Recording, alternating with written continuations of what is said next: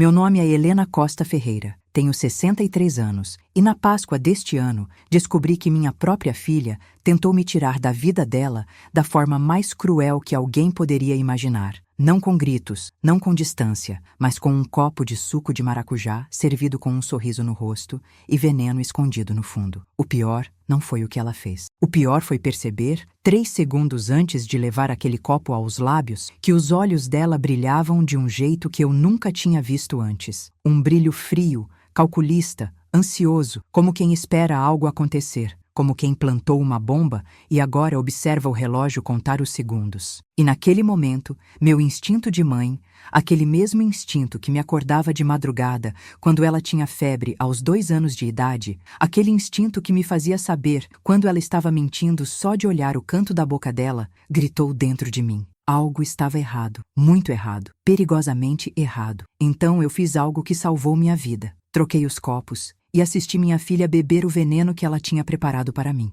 Deixe-me voltar um pouco. Preciso que vocês entendam quem é Helena. Quem sou eu? Nasci em 1961, numa família simples de Ribeirão Preto, interior de São Paulo. Meu pai era motorista de ônibus da Aviação Cometa. Acordava às 4 da manhã todo santo dia, incluindo domingos. Minha mãe era costureira, daquelas que costuravam vestidos de festa para as madames da cidade por R$ 30 a peça, trabalhando 12 horas por dia numa máquina Singer antiga que fazia um barulho ritmado que até hoje eu ouço quando fecho os olhos. Aprendi desde cedo que mulher pobre no Brasil precisa ser 3 vezes mais esperta, 5 vezes mais trabalhadora e 10 vezes mais resistente que qualquer homem. Não é justo, mas é real. E foi essa realidade que moldou a mulher que eu me tornei. Casei aos 22 com Rodrigo Ferreira, um homem honesto que trabalhava como contador num escritório pequeno no centro da cidade. Ganhava R$ 1.800 por mês naquela época, que dava para pagar aluguel, comida e pouca coisa a mais. Tivemos 2 filhas. Beatriz, a mais velha, nasceu quando eu tinha 24 anos, em 1985. Camila veio 3 anos depois, em 1988. Criei as 2 meninas com muito amor, muito colo, muita conversa. Rodrigo morreu há 7 anos, em 2017, de infarto fulminante. 58 anos de idade. Estava assistindo o Jornal Nacional, comendo pipoca que eu tinha feito, quando levou a mão ao peito e disse: "Tá doendo." Morreu no caminho para o hospital. Nem deu tempo de se despedir direito. Me deixou uma casa quitada no bairro Campos Elíseos, 3 quartos, 2 banheiros, garagem para 2 carros. Me deixou uma pequena poupança de R$ 280 mil que ele juntou durante 30 anos de trabalho, moeda por moeda. E me deixou um plano de previdência privada que me rende R$ 4.500 por mês. Dinheiro que paga minhas contas, meu supermercado, minha luz, água, telefone, plano de saúde. Não sou rica, mas vivo com dignidade, com a cabeça erguida, sem pedir nada para ninguém. Durante toda a minha vida, fui aquela mãe que muitas de vocês conhecem. A que acorda às 5 da manhã para preparar café com bolo caseiro, aquele bolo de fubá com goiabada no meio que derrete na boca. A que guarda dinheiro da feira, tirando R$ 10 aqui, 20 ali, para comprar o tênis que a filha quer, aquele que todas as amigas da escola têm. A que passa roupa cantarolando músicas do Roberto Carlos, mesmo com as costas doendo, porque roupa bem passada faz a filha se sentir bonita, confiante. A que limpa a casa inteira antes das filhas acordarem para que elas nunca vejam sujeira, nunca sintam vergonha de trazer amigas. Sempre acreditei que amor de mãe era dar tudo, mesmo quando não se tem. Era sacrificar, abrir mão, colocar as necessidades delas na frente das minhas. E dei. Meu Deus, como eu dei. Dei tanto que às vezes esqueci de guardar um pedacinho para mim. Paguei faculdade particular para Beatriz fazer administração de empresas na Universidade Barão de Mauá, quando ela não passou na USP, na Unesp,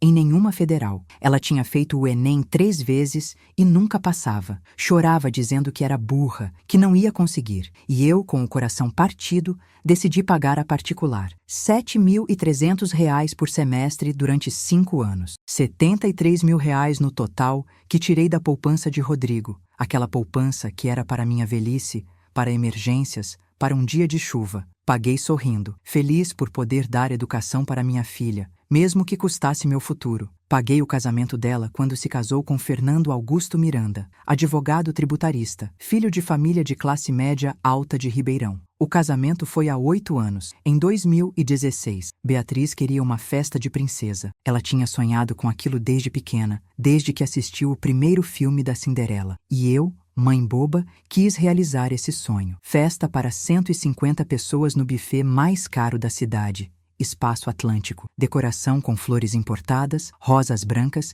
e hortênsias azuis. Vestido Vera Wang, importado dos Estados Unidos. R$15 mil só no vestido. Buffet completo com entrada, prato principal, sobremesa, bar aberto, DJ, fotógrafo, filmagem. R$62 mil que tirei do que sobrava da poupança. Rodrigo tinha morrido 1 ano antes, e eu usei parte do dinheiro do luto dele para pagar a felicidade dela. Achei que era isso que mães faziam. Achei que era amor. E quando meu neto Arthur nasceu há 5 anos, em 2019, fui eu quem paguei o quarto montessoriano completo que Beatriz tinha visto numa revista de decoração e ficou obcecada. Berço de madeira nobre, cômoda planejada, tapete antialérgico, papel de parede importado com tema de safari, móveis educativos, prateleiras com livros sensoriais. Mais R$17.400. Paguei também o enxoval completo do bebê. Roupinhas de marca, Chico, Tip Top, Carters, carrinho de bebê Queenie, R$2.800. Bebê conforto Britax, 1.200. Fiz tudo isso sorrindo, com o coração transbordando de amor de avó. Feliz por poder ajudar minha filha a ter a vida que eu nunca tive. A dar para meu neto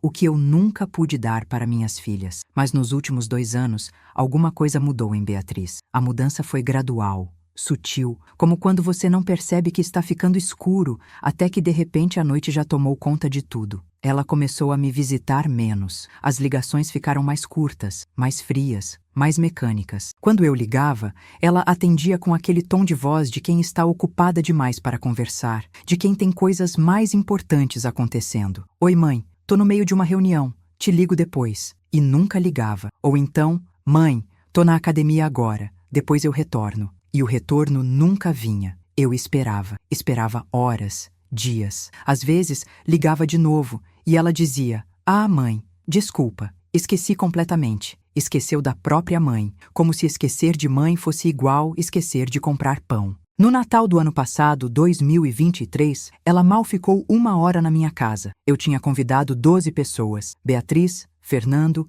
Arthur, Camila, Rafael, minha irmã Neuza com o marido e os 2 filhos, e 2 vizinhos queridos, seu Mário e Dona Lúcia, que sempre passavam o Natal sozinhos. Preparei tudo com semanas de antecedência. Comprei tender de 7 quilos, temperado com cravo e canela. Fiz farofa com castanhas de caju, uvas passas brancas e salsinha fresca. Arroz branco soltinho, feijão tropeiro, salada de maionese com batata, cenoura, vagem e ervilha. Sobremesa foi rabanada com calda de vinho do Porto, pavê de amendoim, mousse de maracujá. Gastei R$620 no supermercado. Acordei às 6 da manhã daquele dia para deixar tudo pronto. A mesa estava linda. Eu tinha colocado toalha vermelha com detalhes dourados, louça natalina que eu guardava só para essa ocasião, guardanapos de tecido dobrados em formato de árvore, velas aromáticas de canela. No centro, um arranjo que eu mesma fiz com galhos de pinheiro, pinhas e enfeites dourados. A casa cheirava a Natal,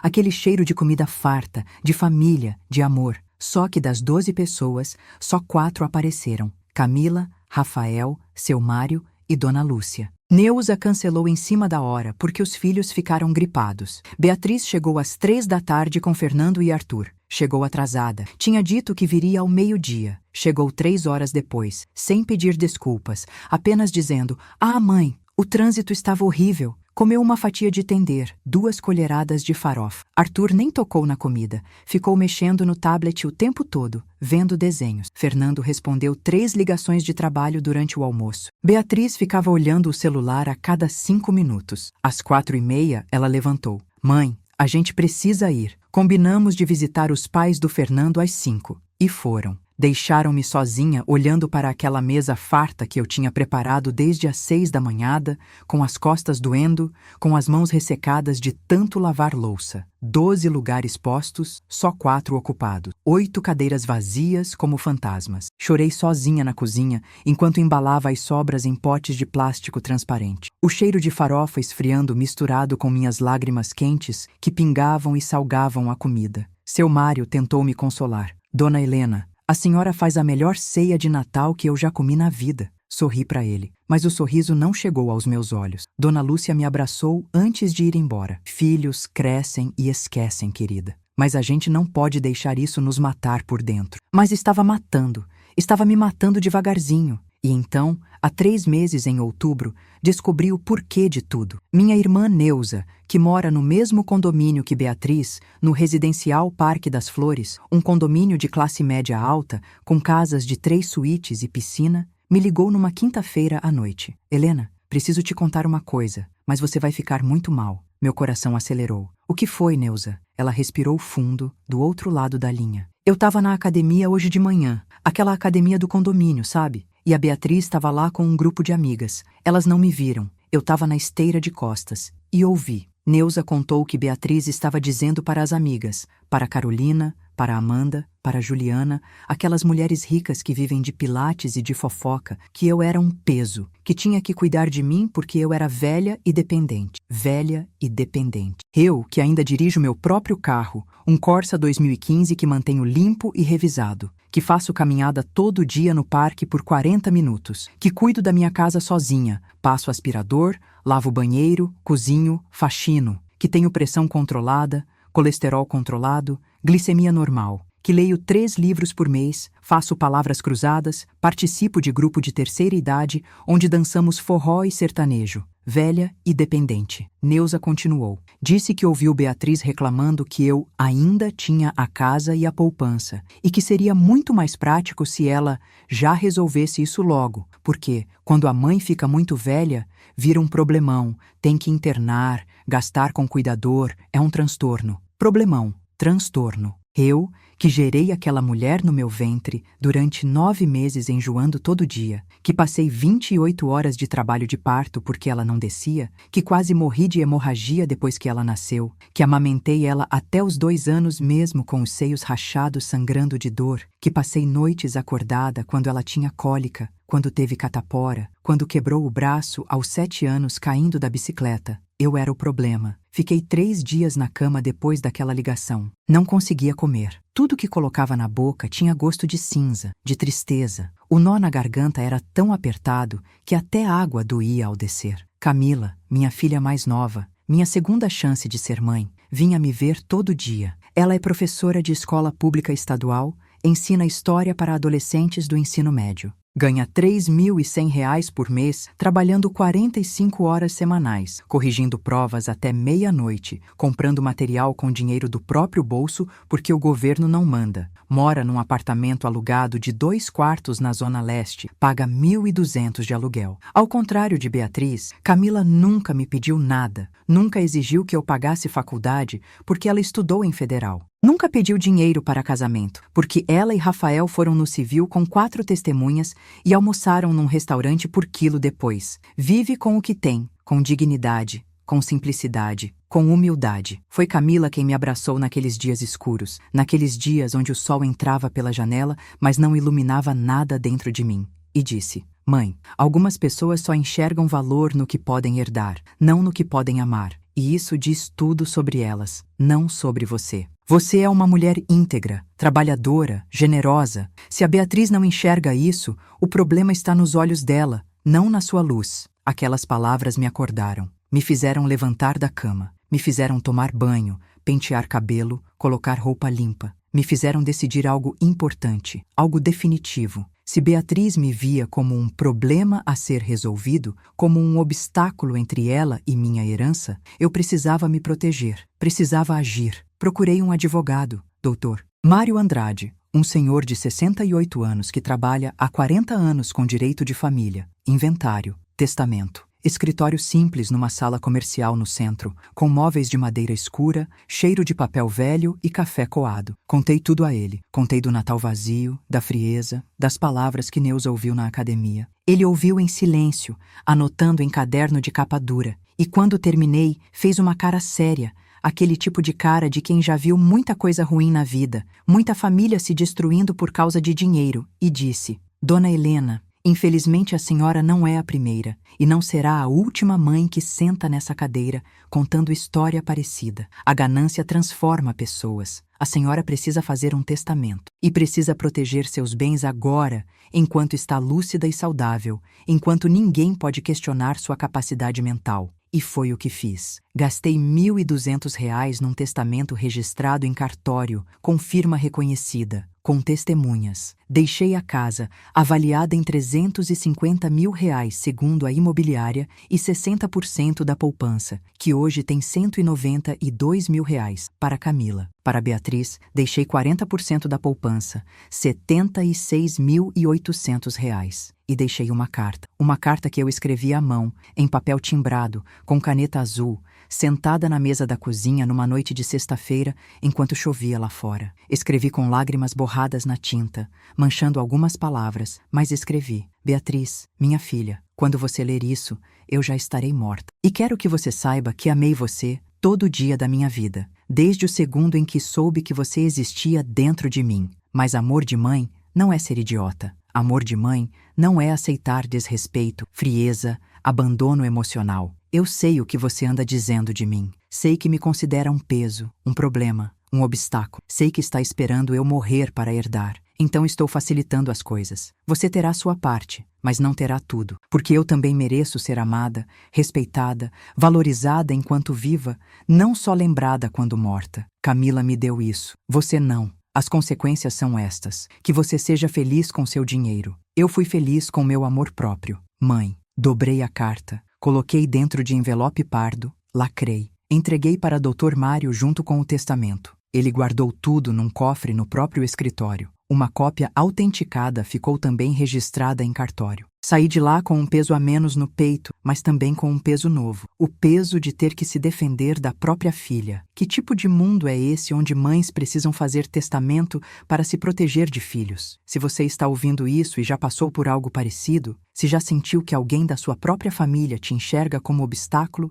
e não como pessoa, se já percebeu que o amor que você dá não volta, deixe seu comentário aqui embaixo. Me conte sua história, porque a gente não pode carregar essas dores sozinha. A solidão da rejeição familiar é um tipo de solidão que corrói a alma. E se inscreva no canal, porque essa história está só começando e o que aconteceu naquele jantar de Páscoa vai te deixar sem palavras, sem ar, sem chão. Voltando ao testamento. Fiz isso em janeiro de 2024. Não contei para ninguém, além de Camila e Dr. Mário. Guardei o segredo como quem guarda um colete à prova de balas embaixo da roupa. Coloquei uma armadura invisível e a vida seguiu. Beatriz continuou fria, distante, ausente. Me ligava uma vez por semana, sempre às terças-feiras por volta das 7 da noite. Conversas de 5 minutos cronometrados. E aí, mãe, tudo bem? Que bom. Tô correndo aqui, tenho pilates às 8, a gente se fala. Clique. Desligava. E eu ficava ali, com o telefone na mão, ouvindo o silêncio que vinha depois do clique. Aquele silêncio que ecoa, que dói. Eu já não esperava mais nada dela. Já tinha feito as pazes com a dor de ter uma filha viva que parecia morta para mim. Tinha aceitado que Beatriz tinha virado outra pessoa, alguém que eu não conhecia mais, alguém que o dinheiro, o casamento com um homem rico, a vida em condomínio de luxo, tinha transformado em alguém irreconhecível. E estava tudo bem, ou quase bem. A gente aprende a viver com as perdas, né? Aprende a respirar mesmo com um buraco no peito. Mas aí chegou março, e com março chegou a Páscoa. E com a Páscoa chegou a surpresa que mudou tudo. No dia 27 de março, numa quarta-feira ensolarada, por volta das 2 da tarde, enquanto eu regava as plantas da varanda, meu celular tocou. Beatriz. Atendi com o coração apertado, porque ela nunca ligava fora do dia de costume. Mãe! A voz dela estava diferente, animada, calorosa, vibrante, como não estava há anos. Estava morrendo de saudade. Nossa, a gente tem se falado tão pouco, né? Que tal a gente fazer o almoço de Páscoa na sua casa esse ano? Faz tanto tempo que a gente não se reúne direito como família de verdade. Vamos todos, eu, o Fernando, o Arthur, vai ser lindo. Meu coração bobão pulou. Aquela Helena idiota, aquela mãe eterna que mora dentro de mim e que nunca morre, não importa quantas vezes seja pisoteada, acreditou. Acreditou que minha filha tinha mudado, que talvez ela tivesse refletido, amadurecido, percebido o quanto tinha sido distante, que talvez tivesse acordado uma manhã sentindo minha falta, sentindo arrependimento. Claro, meu amor, vou preparar tudo com o maior carinho. Vai ser maravilhoso ter vocês aqui. Desliguei com lágrimas nos olhos, lágrimas de esperança boba, de ilusão que eu sabia que era ilusão, mas queria acreditar mesmo assim. E preparei. Meu Deus, como preparei. Acordei na sexta-feira, dia 29 de março, sexta-feira santa, às 5:30 da manhã. O sol ainda nem tinha nascido. O céu estava cinza azulado, aquela cor de madrugada. Coloquei meu avental florido, aquele que Rodrigo tinha me dado no nosso 20º aniversário de casamento, já desbotado de tanto uso,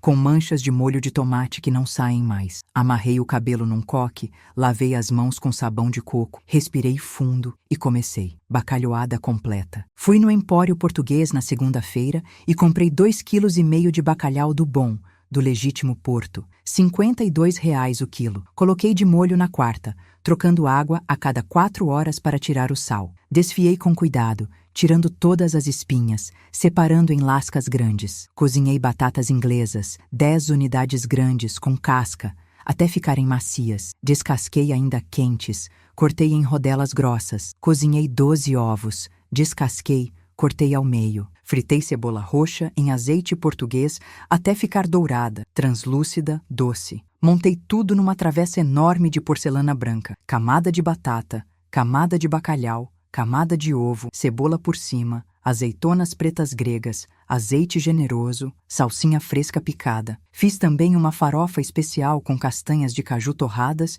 e uvas passas brancas. Torrei a farinha de mandioca na manteiga até ficar douradinha, crocante. Adicionei cebola picada, alho, castanhas quebradas em pedaços, uvas passas hidratadas em vinho branco. Cheiro subia pela casa inteira. Arroz branco soltinho, 2 quilos cozidos em panela grande, cada grão separado. Salada de folhas verdes com alface americana, rúcula, tomate cereja, cenoura ralada, beterraba em cubos e, para sobremesa, pavê de chocolate com 5 camadas. Aquele que sempre foi o favorito de Beatriz quando ela era criança, quando vinha correndo da escola e perguntava: "Mãe, tem pavê?" com olhinhos brilhando. Camadas de biscoito champanhe embebido em leite, creme de chocolate meio amargo, chantilly batido na hora, raspas de chocolate ao leite por cima. Montei em travessa de vidro para ficar bonito, para ver as camadas. Trabalhei 8 horas seguidas na cozinha, das 5:30 da manhã até 1:30 da tarde. Meus pés incharam dentro das pantufas de tecido. As costas latejavam, aquela dor que pega na lombar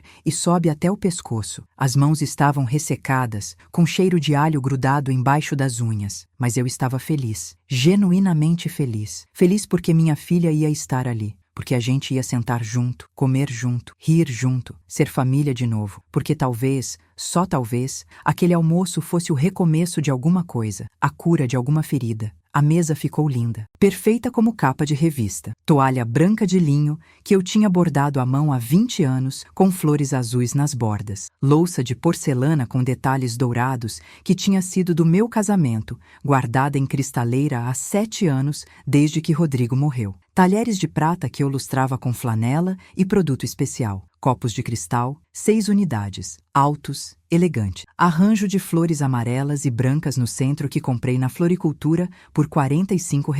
6 lugares postos com precisão militar. Guardanapos de tecido dobrados em formato de leque. Velas perfumadas de baunilha ainda não acesas. Às 11:30, a campainha tocou. Camila. Ela entrou com Rafael, trazendo uma garrafa de vinho tinto Salton e uma travessa de frutas picadas. Ela me abraçou forte, daquele jeito que só quem ama de verdade abraça, apertando com força, transmitindo calor, segurança. "Mãe, que cheiro maravilhoso! Você se superou! Essa mesa está linda demais!" Ajudaram-me a colocar as travessas na mesa, a arrumar as bebidas na geladeira. Refrigerante, suco de laranja natural, cerveja para Fernando. Conversamos enquanto eu dava os últimos retoques. 12:00 em ponto, a campainha tocou novamente. Meu coração acelerou. Respirei fundo. Sequei as mãos no avental. tirei o avental, joguei em cima da cadeira da cozinha. Alicei o vestido azul marinho que tinha colocado. Passei batom rosado. Respirei de novo. Abri a porta. E lá estava Beatriz. Vestido branco midi de linho, cabelo loiro alisado preso num coque perfeito, maquiagem impecável com base, blush, batom nude, brincos de pérola, Fernando ao lado dela de camisa social azul, calça bege, sapato social marrom. Arthur, meu netinho de 5 anos, com uma roupinha de marinheiro adorável, azul marinho com detalhes brancos, chapeuzinho combinando. Mãe, Beatriz me abraçou. Mas o abraço foi rápido, mecânico, automático. Como quando você abraça alguém na fila do banco e não quer parecer rude. Então dá aquele abraço de lado, 3 tapinhas nas costas, pronto, acabou. Senti o perfume caro dela, aquele Dior J'adore que custa mais de R$ 800 o frasco, invadindo minhas narinas. Que mesa linda você preparou! Meu Deus, quanta comida! Deve ter trabalhado o dia inteiro. Havia algo estranho na voz dela. Um entusiasmo artificial, exagerado, forçado. Como atriz ruim em novela mexicana. Como quem está representando um papel. Entraram. Fernando cumprimentou todo mundo com apertos de mão firmes demais, sorrisos largos demais. Arthur correu para mim. Vovó! Peguei ele no colo, cobri de beijos, senti o cheirinho de shampoo infantil no cabelinho loiro. Meu amor da vovó, como você cresceu! Ele riu, pediu para descer, correu para a sala ver os brinquedos que eu tinha separado numa caixa. Sentamos. Eu na cabeceira da mesa, no lugar que sempre foi meu, de onde eu via todos, cuidava de todos. Beatriz à minha direita, tão perto que eu podia sentir o perfume dela, ver a maquiagem perfeita, contar os fios loiros do cabelo dela. Fernando ao lado dela, Arthur entre Fernando e Camila, numa cadeira com almofada para ele ficar mais alto. Rafael ao meu lado esquerdo, Camila fechando a outra ponta da mesa. Fiz a oração. Juntei as mãos, fechei os olhos, agradeci a Deus pela família reunida, pela comida farta, pela vida, pela saúde, pela oportunidade de estar ali, viva, inteira, cercada de pessoas que eu amo. Quando abri os olhos, percebi algo estranho. Beatriz não tinha fechado os dela durante a oração. Estava olhando para mim. Olhar fixo, intenso, avaliador, como quem estuda, calcula, planeja. E quando nossos olhos se encontraram, ela não desviou, apenas sorriu. Um sorriso pequeno, contido. E algo dentro de mim se arrepiou. Começamos a comer. A conversa estava leve na superfície. Rafael contava sobre o hospital onde trabalha, na UTI cardíaca, sobre pacientes que tinham sobrevivido a infartos graves. Camila comentava sobre os alunos dela, sobre como era difícil ensinar história para adolescentes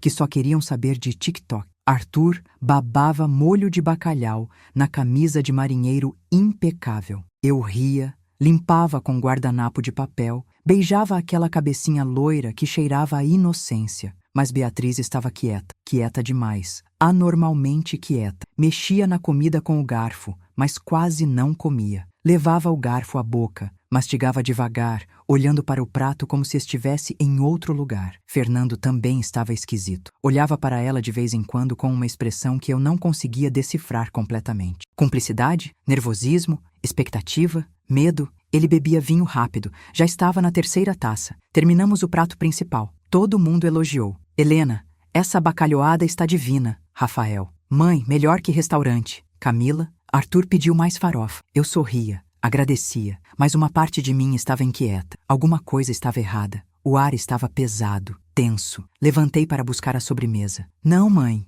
Beatriz se levantou rápido, quase derrubando a cadeira. Fica sentada. Você já fez tudo. Trabalhou demais. Deixa que eu sirvo a sobremesa. Por favor. Insistiu tanto que eu cedi. Tá bom, filha. Obrigada. E antes que eu pudesse dizer mais alguma coisa, ela já estava na cozinha. Ouvi barulho de porta de geladeira abrindo. Barulho de louça. Barulho de gaveta. Ela demorou. Demorou muito. Mais de 5 minutos. 6, 7. Camila me olhou e franziu a testa. Também achou estranho. Quer que eu vá ajudar ela, mãe? Ia levantar, mas Beatriz voltou naquele exato momento. Ela trazia uma bandeja grande de madeira. Em cima, 6 taças de pavê lindamente montadas, cada uma com colher comprida, e 2 copos grandes de vidro, copos altos, cilíndricos. Um copo estava cheio de suco de maracujá até a borda, aquela cor amarelo-alaranjada característica. O outro copo, idêntico em formato e tamanho, também tinha suco de maracujá, mas a cor era ligeiramente diferente. mais opaca, mais turva, menos translúcida, como se tivesse algo dissolvido ali dentro que tornava o líquido menos puro. Mãe, Beatriz colocou o copo turvo na minha frente com cuidado excessivo, segurando com as duas mãos, baixando devagar, centralizando perfeitamente no meu guardanapo. Fiz esse suco especial para a senhora, maracujá com mel orgânico e um calmante natural fitoterápico que comprei na farmácia de manipulação. Para a senhora relaxar, sei que tem andado estressada, tensa. Vi nas últimas vezes que conversamos. Ela sorriu, mas o sorriso não chegou aos olhos. Os olhos dela estavam diferentes, brilhantes demais, ansiosos, fixos nos meus com intensidade perturbadora, esperando. O outro copo, o de cor normal, transparente, ela colocou na frente dela mesma, com menos cuidado, quase jogando, e sentou. Peguei o copo. O vidro estava gelado na minha mão. Gelado demais, como se tivesse vindo direto do freezer, não da geladeira. Aproximei do nariz, cheirei. Maracujá, sim. Aquele cheiro característico, ácido, tropical. Mel, sim. Doce, floral, mas tinha algo mais. Um cheiro químico leve, quase imperceptível, escondido embaixo do doce e do ácido. Remédio, produto químico, algo que não deveria estar ali. Meu estômago apertou, uma sensação ruim. Olhei para Beatriz. Ela me observava, esperava com respiração presa. Fernando também me olhava, tentando parecer natural, mas roendo a unha do polegar, nervoso. Camila conversava com Arthur, alheia, mostrando fotos no celular. Rafael comia pavê com expressão feliz. E então, aconteceu. Um flash de memória. Não sei de onde veio. Talvez do instinto, talvez de Deus, talvez da intuição de mãe que nunca falha. Lembrei de Beatriz aos 10 anos, colocando sal no suco da irmã para fazer pegadinha, rindo quando Camila cuspia tudo. Lembrei de Beatriz aos 16, mentindo sobre onde tinha ido na sexta à noite, olhando nos meus olhos com convicção absoluta, jurando que tinha dormido na casa da amiga quando eu sabia que era mentira. Lembrei de Beatriz há 3 meses, falando na academia que eu era um peso que ela precisava resolver logo. E meu instinto, aquele instinto de mulher que passou 63 anos sobrevivendo neste mundo cruel, aquele instinto que me salvou de maridos violentos de amigas, de golpistas, de situações perigosas, gritou tão alto dentro de mim que quase saiu pela boca. Não beba isso! Aconteceu num segundo, um movimento rápido, casual, natural. Fiz menção de pegar o guardanapo que estava ao lado do copo dela, do lado esquerdo. Ai, desculpa, filha. Preciso limpar aqui. Deixei meu braço esbarrar no copo dela sem querer. Ou melhor, sem querer querendo, como diria o Chaves. Ao tentar evitar que o copo dela caísse, minha mão instintivamente empurrou os 2 copos. Eles se chocaram no meio da mesa com barulho de vidro. Giraram, rodopiaram. Ai, meu Deus, que desastrada! Peguei um copo rápido com mão direita. Peguei o outro com mão esquerda. Olhei. Um estava na minha frente, outro na frente dela. Mas qual era qual? Coloquei um na minha frente, o transparente, o limpo. Outro na dela, o turvo. Troquei. Numa fração de segundo, sem que ninguém percebesse exatamente o que tinha acontecido no meio da confusão, os copos tinham mudado de dono. Desculpa, filha. Sou muito desastrada mesmo. Estou ficando velha, né? Fingi constrangimento. Ri sem graça. Beatriz olhou para o copo na frente dela, depois para o meu, depois para o dela de novo. Ficou pálida, branca como papel. Vi o sangue fugir do rosto dela. Mãe, acho que você... Os copos... Ela começou a falar, a voz tremendo, mas parou no meio. Como é que ela ia dizer? Como é que ela ia explicar que os copos tinham trocado e que isso era um problema sem levantar suspeita? Como ia dizer? Mãe, esse copo é meu, aquele é seu, sem que todo mundo perguntasse por quê? Ela não podia. Estava presa. Presa na própria armadilha como rato em ratoeira. Eu vi o pânico nos olhos dela. Vi Fernando cutucá-la por baixo da mesa, tentando comunicar algo sem palavras, mas ela não podia fazer nada, absolutamente nada. Vou beber logo esse suco maravilhoso que você fez com tanto carinho. Levantei o copo em um brinde sorrindo. A família, a união, ao amor, todos repetiram, levantando taças de pavê, copos de refrigerante. A família, e levaram aos lábios. Eu bebi um gole pequeno do meu copo. O suco estava normal. Perfeitamente normal. Doce na medida, refrescante, gelado, puro. Só maracujá, mel e nada mais. Olhei para Beatriz. Ela olhava para o copo na frente dela como se fosse bomba prestes a explodir. Hesitou. Fernando sussurrou algo no ouvido dela que não conseguia ouvir, mas vi os lábios dele se movendo rápido, urgente. Ela fechou os olhos, respirou fundo, pegou o copo com mão tremendo e bebeu. Bebeu metade do copo de uma vez, em 3 goles grandes. Os próximos 15 minutos foram os mais longos, mais tensos, mais aterrorizantes da minha vida. Terminamos a sobremesa. Conversei normalmente, respondi perguntas, sorri, mas meu coração batia como tambor de escola de samba no peito. Observava Beatriz com o canto do olho, discreta, mas constante. Ela estava inquieta, muito inquieta. Mexia muito na cadeira, se ajeitando. Passou a mão na testa 2, 3 vezes. Puxava o vestido. Fernando perguntou baixinho se ela estava bem. Ela fez que sim com a cabeça, mas a testa dela brilhava de suor. Não era calor. O ar-condicionado estava ligado em 22 graus. Mais 5 minutos. Beatriz levantou para ir ao banheiro. Cambaleou ao levantar, segurou na mesa. Filha? Camila percebeu imediatamente. Você tá bem? Tá pálida. Beatriz tentou sorrir. Tô só tonta. Deve ser o calor. Mas não tinha calor nenhum. Ela andou até o corredor, segurando na parede, na estante, no batente da porta. Entrou no banheiro. Ficou lá dentro 4 minutos. Quando voltou, estava pior. Muito pior. O rosto estava cinza. Os olhos vidrados. Ela se segurou no batente, cambaleou até a cadeira, sentou pesado. A respiração estava acelerada, superficial. Fernando levantou,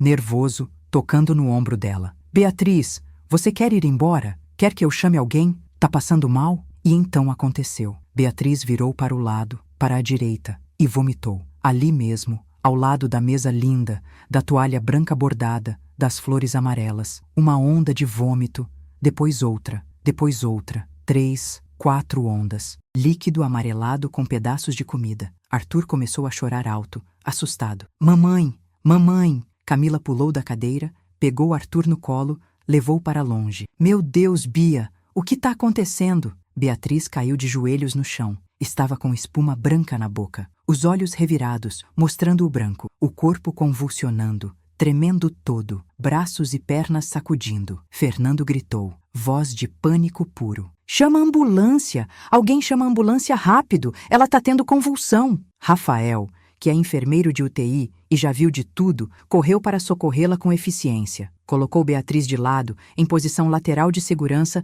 para não engasgar com vômito. Verificou as vias aéreas com o dedo na boca dela. Checou o pulso no pescoço. Ela está tendo convulsões fortes. Pulso acelerado. Pode ser intoxicação grave. Chama SAMU agora. Peguei o telefone com mãos trêmulas, quase deixando cair. Liguei 192. Alô?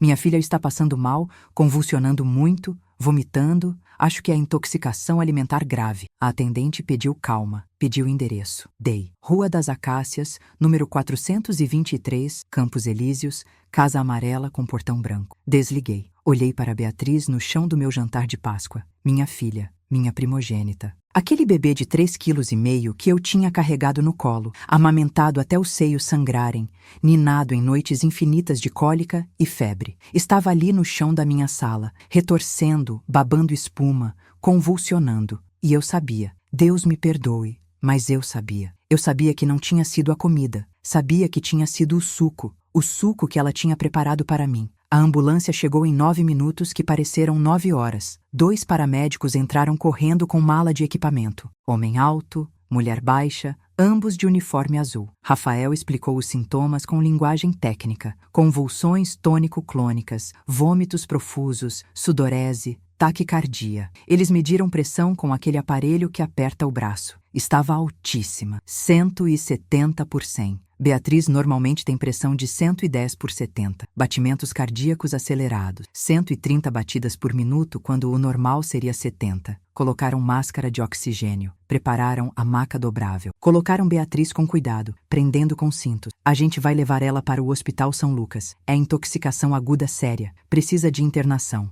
A senhora vem junto? O paramédico homem olhou para mim. Olhei para Fernando. Ele estava branco, tremendo. Vai você, Fernando. Eu cuido do Arthur. Fernando subiu na ambulância. As portas traseiras fecharam com barulho metálico. A sirene começou. aquele som agudo que corta a tarde, e eles foram. Eu fiquei ali parada na porta da minha casa, segurando o batente, ouvindo a sirene se afastar, diminuir, sumir. Voltei para dentro. Camila estava sentada no sofá chorando, com Arthur no colo também chorando. Mãe, o que foi isso? A Bia comeu a mesma coisa que todo mundo. Como ela passou mal assim? Rafael limpava o vômito do chão com pano e álcool, tentando ajudar, tentando fazer alguma coisa útil, porque enfermeiros precisam sempre fazer alguma coisa. Olhei para a mesa. Para os 2 copos ainda lá. O meu, vazio, limpo. O dela, pela metade, com restos de espuma branca seca no fundo grudada no vidro. Me aproximei, peguei o copo dela, segurei contra a luz da janela. Aquela espuma não era normal, não era do suco, era cristalina, branca, fina. Era algo que tinha sido dissolvido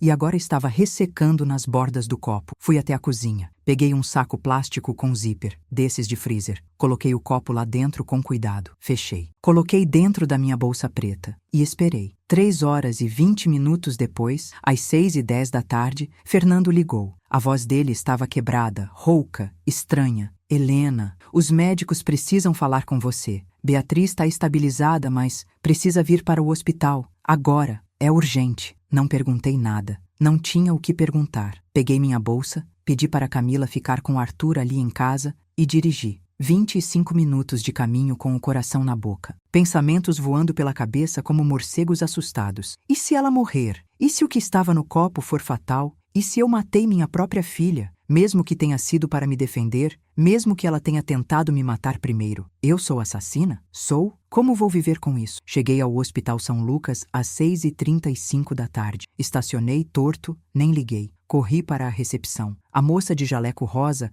me encaminhou para o 3º andar, ala de emergência adulto. Subi de elevador com mais 3 pessoas. Ninguém falava nada, só o barulho do elevador subindo. 3º andar. Porta abriu. Fernando estava sentado num banco de plástico azul, cabeça entre as mãos, cotovelos nos joelhos. Quando me viu, levantou. Os olhos estavam vermelhos, inchados. Ela está estabilizada agora. Mas ele engoliu seco, a maçã de Adão subindo e descendo. Os médicos encontraram algo no sangue dela, algo grave. Uma médica se aproximou. Jaleco branco impecável, estetoscópio no pescoço. Doutora Patrícia Lemos, dizia o crachá azul. Uns 45 anos, cabelo castanho preso em rabo de cavalo, óculos de grau, expressão séria. A senhora é Helena Ferreira, mãe de Beatriz? Confirmei com a cabeça. Venha comigo, por favor. Ela me levou para uma salinha reservada. Sala pequena, 4 cadeiras, mesa no meio, luz branca, pôster de anatomia na parede. Fernando veio junto.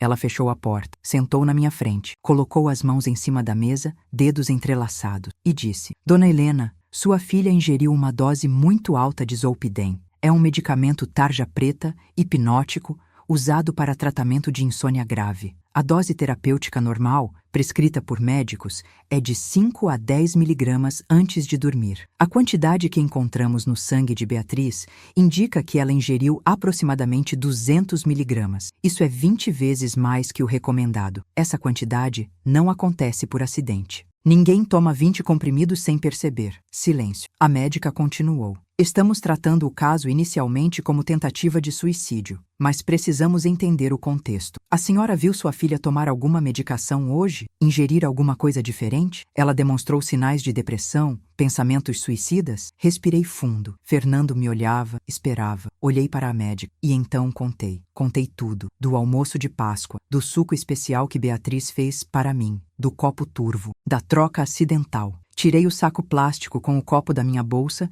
e coloquei em cima da mesa. Ela me deu esse copo, doutora. Disse que era suco com calmante natural. Eu troquei os copos sem querer durante o almoço e ela bebeu o que era para ser meu. Doutora Patrícia pegou o saco plástico, levantou-o contra a luz do teto, examinou a espuma branca seca no fundo através do plástico transparente. Franziu a testa. Vou mandar isso para análise laboratorial toxicológica imediatamente. Se o que a senhora está dizendo for verdade, se houver Zolpidem neste copo também... Ela não terminou a frase. Não precisava. Se fosse verdade, Beatriz tinha tentado me envenenar e tinha tomado o próprio veneno. Fernando estava em choque, branco como gesso, suando frio. Isso não pode ser verdade. Beatriz não faria isso. Ela não faria isso com a própria mãe. Não, mas a voz dele morria no ar, porque ele sabia. Eu vi nos olhos dele, vi a culpa, vi o conhecimento. Ele sabia. Talvez não soubesse dos detalhes, mas sabia que alguma coisa estava sendo planejada. Talvez tivesse concordado, talvez tivesse sido cúmplice, talvez tivesse até ajudado. Senti nojo. A médica saiu com o copo,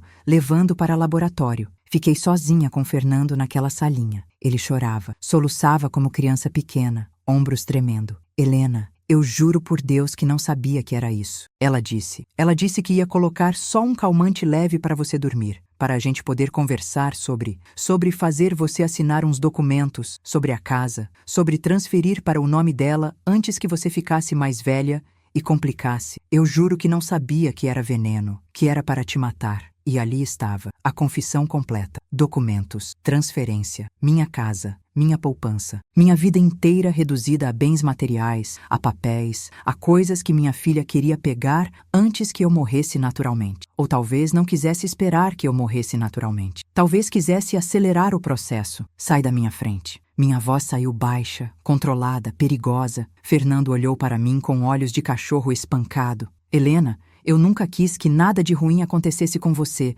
Eu só... Sai da minha frente agora! Gritei. Gritei tão alto que uma enfermeira abriu a porta rápido, assustada. Tá tudo bem aqui? Precisam de ajuda? Respirei forte, controlando. Está tudo bem. Esse homem estava saindo. Fernando levantou devagar, com ombros curvados de covarde, de cúmplice, de quem sabe que fez merda. Saiu da sala andando como velho, e eu fiquei ali. Fiquei ali sentada naquela salinha fria de hospital, com cheiro forte de desinfetante queimando narinas, luz branca fluorescente no teto machucando olhos, cadeira de plástico duro machucando as costas. E finalmente caí. Caí feito prédio velho que não aguenta mais ficar de pé, feito muro que desmorona. Chorei. Chorei com soluços que rasgavam minha garganta, que queimavam meu peito. Chorei pela filha que eu criei com tanto amor e que não existe mais. Chorei pela mãe que fui, que dei tudo e que não foi suficiente. Chorei por ter tido que escolher entre morrer ou deixar minha própria filha tomar veneno. Que escolha de mãe é essa? Que vida é essa onde você precisa se defender do fruto do seu próprio ventre? Do bebê que você amamentou? Que tipo de mundo permitiu que minha filha se transformasse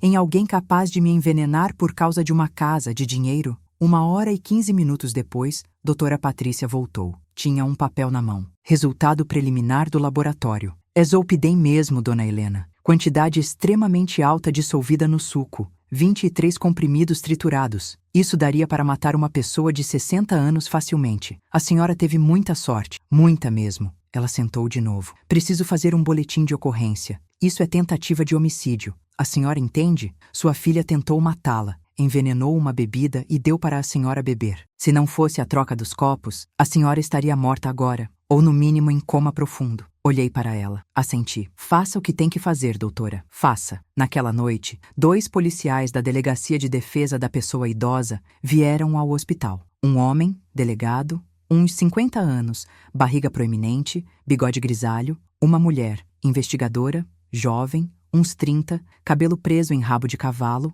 olhar atento. Contei tudo de novo, desde o começo. Desde o Natal vazio, as palavras na academia, o testamento, o convite para a Páscoa, o suco, a troca, tudo. Eles anotaram tudo em caderno. Fotografaram o copo dentro do saco plástico com câmera profissional. Pediram cópia do laudo médico, do exame toxicológico. Registraram o boletim de ocorrência sob número 2304/2024. Natureza. Tentativa de homicídio qualificado. Autora: Beatriz Costa Ferreira, 38 anos. Filha da vítima, Helena Costa Ferreira, 63 anos. Quando eles saíram, eram quase 11 da noite. Sentei no banco do corredor do hospital, aquele banco de plástico frio, e esperei. Esperei até meia-noite, até 1 da manhã, até 2. Camila ligou 3 vezes. Disse que Arthur tinha dormido, que estava tudo bem em casa. Eu disse que ia ficar ali. Precisava ficar. Não sabia bem por quê,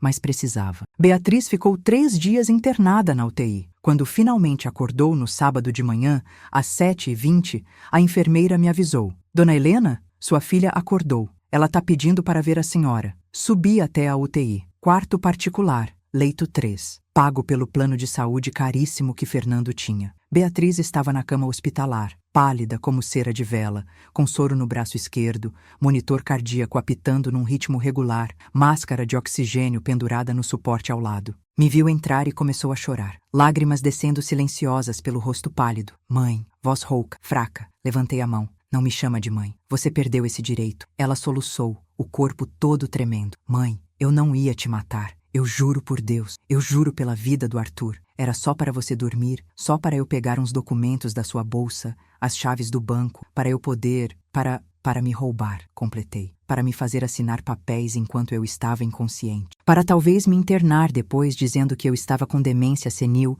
que não tinha mais condições. Para me tirar tudo e me jogar num asilo barato de R$ 2.000 por mês, enquanto você mora na minha casa de 350 mil com seu marido advogado e meu neto. Beatriz não respondeu, apenas chorava, porque era verdade. Cada palavra era verdade. Respirei fundo. Tirei um envelope pardo da minha bolsa. Coloquei em cima da cama dela, em cima do lençol branco hospitalar. Isso é cópia autenticada do meu testamento. Fiz em janeiro. 60% de tudo que tenho vai para Camila. Você fica com 40% da poupança. R$ 76.800. A casa nunca vai ser sua. Os documentos estão todos registrados em cartório, com firma reconhecida, com testemunhas. Você nunca vai conseguir tirar nada de mim. Nem me dopando, nem me internando, nem alegando que estou senil, nem morta. Beatriz abriu o envelope com mãos trêmulas, que mal conseguiam segurar papel. Leu. O rosto dela desmoronou. Mais lágrimas. E tem mais. Existe um boletim de ocorrência registrado contra você.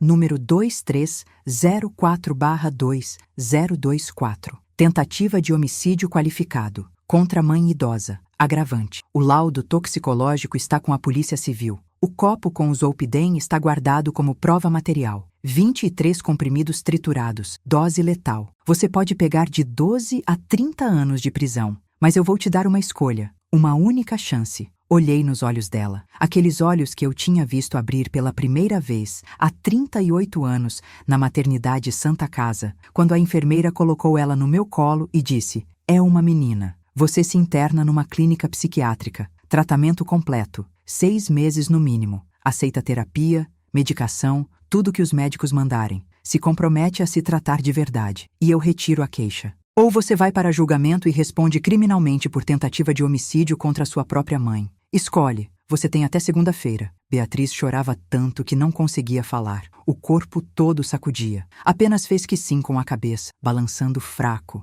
aceitando. Aceitou porque não tinha escolha, porque sabia que era isso, ou cadeia. 7 dias depois, na sexta-feira seguinte, Beatriz deu entrada na Clínica Recomeço, em Atibaia, interior de São Paulo. Clínica particular, cara. 15 mil por mês, paga pelo plano de saúde de Fernando. Tratamento para transtornos de personalidade, transtorno de conduta, possível sociopatia. Fernando foi junto, como acompanhante. Ele também precisava de terapia. Ficaram lá internados por 7 meses completo. Arthur ficou comigo e com Camila durante esse tempo, revezando semanas. E foi naqueles meses que eu conheci meu neto de verdade. Descobri que ele ama desenhar dinossauros com giz de cera. Que tem medo de escuro, então precisa dormir com a luzinha do corredor acesa. Que gosta de comer pão com manteiga antes de dormir, igual eu fazia na infância. Que dorme abraçado com o ursinho de pelúcia marrom que eu dei quando ele nasceu. O ursinho que ele chama de Bidu. Voltei a ser avó.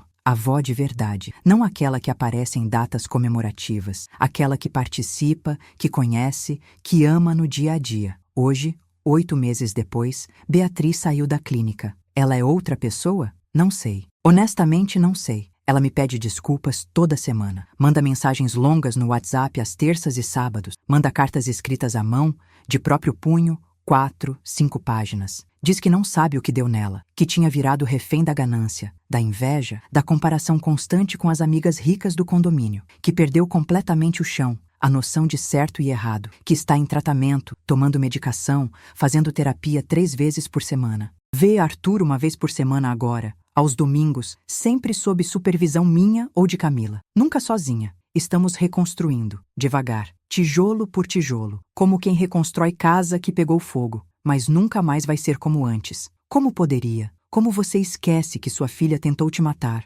Como você confia de novo? Algumas pontes queimadas não são reconstruídas, são substituídas por pontes novas, diferentes, mais frágeis, que a gente atravessa com cuidado. Aprendi nessa história, com 63 anos de vida, que nem todo veneno vem de estranhos. Às vezes vem servido em copo bonito de vidro, por mãos que você gerou, por pessoa que você amamentou, com um sorriso no rosto e um "é para seu bem, mãe" nos lábios. Aprendi que instinto de mãe serve tanto para proteger filho quanto para se proteger de filho. Aprendi que amor não é ser capacho, que generosidade não é sinônimo de burrice, que perdoar não significa necessariamente esquecer ou voltar a confiar cegamente. Se você está assistindo isso agora e já se sentiu desvalorizado por alguém da sua própria família, se já foi tratado como peso, como obstáculo, como coisa a ser resolvida, eu quero te dizer algo muito importante. Documente tudo. Proteja-se legalmente com testamento, com procurações específicas, com advogado. Não tenha medo de colocar limites, mesmo com sangue do seu sangue. Principalmente com sangue do seu sangue. Porque você não veio ao mundo para ser usado, manipulado, roubado. Você veio para ser amado, respeitado, valorizado enquanto vivo, não só lembrado quando morto. E se o amor verdadeiro não vem de quem deveria vir, encontre-o primeiro em você mesmo. Aprenda a se amar, se proteger, se valorizar, porque ninguém mais vai fazer isso por você. Me conta aqui nos comentários se você já passou por traição familiar. Como você lidou? Conseguiu perdoar? Conseguiu reconstruir? Ou precisou se afastar definitivamente? Porque a gente precisa falar sobre isso. Precisa tirar essas dores do armário escuro e colocar luz nelas. Precisa saber que não está sozinho, que tem outras Helenas por aí, outras avós, outras mães, outros pais, sendo traídos por quem deveriam poder confiar. E se você chegou até aqui, se ouviu essa história inteira, toda essa dor, toda essa reviravolta, muito obrigada, de coração. Muito obrigada mesmo. Isso significa que você se importa, que você quer entender, que você tem empatia. E num mundo onde as pessoas pulam de vídeo em vídeo feito gafanhoto nervoso, onde a atenção dura 3 segundos, você parou. Parou para ouvir uma senhora de 63 anos contar a pior história da vida dela. A história de como quase foi assassinada pela própria filha num jantar de Páscoa. E isso, para mim, vale ouro. Me siga aqui. Se inscreva no canal, ative o sininho das notificações, porque toda semana eu volto com mais histórias. Histórias reais de mulheres que não aceitaram ser capachos, que reagiram, que sobreviveram, que se defenderam, que disseram não. E se você conhece alguém que precisa ouvir isso, uma avó sendo manipulada, uma mãe sendo explorada, uma tia sendo roubada por família tóxica, compartilhe esse vídeo. Porque salvando uma vida que for, uma única vida de uma mulher idosa sendo abusada, já valeu cada segundo que eu passei contando essa dor. Meu nome é Helena Costa Ferreira, tenho 63 anos e eu sobrevivi porque bebi do copo da minha própria sobrevivência. E você também pode sobreviver, você também pode dizer não, você também pode se proteger. Nunca é tarde, nunca.